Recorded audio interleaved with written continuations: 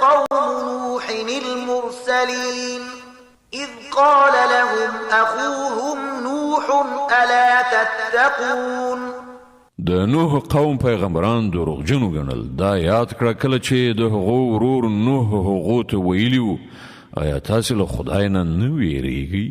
إني لكم رسول أمين فاتقوا الله وأطيعون وما أسألكم عليه من أجر إن أجري إلا على رب العالمين فاتقوا الله وأطيعون.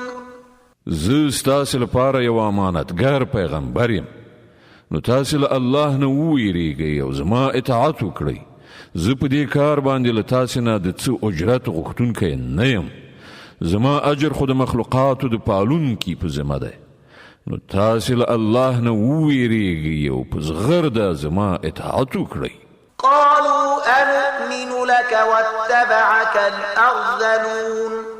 هغو ځواب ورکړ آیا مونږ تا ومنو په داسې حال کې چې ستا پیروي ډېرو رذیلو خلکو غوره کړې ده؟ قال وما علمي بما كانوا يعملون إن حسابهم إلا على ربي لو تشعرون وما أنا بطارد المؤمنين إن أنا إلا نذير مبين. نو وویل زه څه پوهېږم چې د هغو عمل څنګه دی؟ د هغو حساب خو زما د رب په ذمه دی. کاش کې تاسې له یو څه شعور نه کار واخلئ. زما دا کار نه دی چې څوک ایمان راوړي زه هغوی وشړم. زه خو فقط یو ښکاره څرګنده تنبیه کوونکی انسان یم. قالوا لئن لم تنته يا نوح لتكونن من المرجومين. هغه وویل ای نوحه که تا لاس وانخیست نو په ویشتل شوو یعنې سنګسارو کسانو کې به شامل شي. قال رب إن قومي كذبون. نوح دعا وکړه ای زما پروردګاره زما قوم زه دروغجنو ګڼلم. فافتح بيني وبينهم فتحا ونجني ومن معي من المؤمنين. اوس زما او د دوی ترمنځ غوڅه فیصله وکړه او ما ته او زما ملګرو مؤمنانو ته نجات راکړه.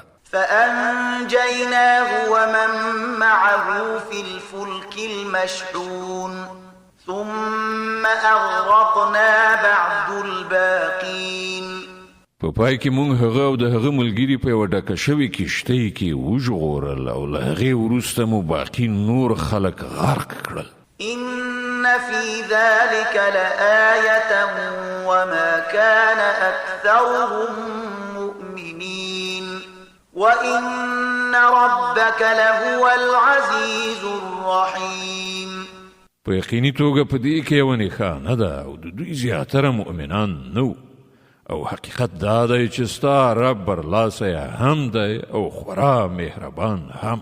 كذبت عاد المرسلين إذ قال لهم أخوهم هود ألا تتقون إني لكم رسول أمين فاتقوا الله وأطيعون وما أسألكم عليه من أجر إن أجري إلا على رب العالمين.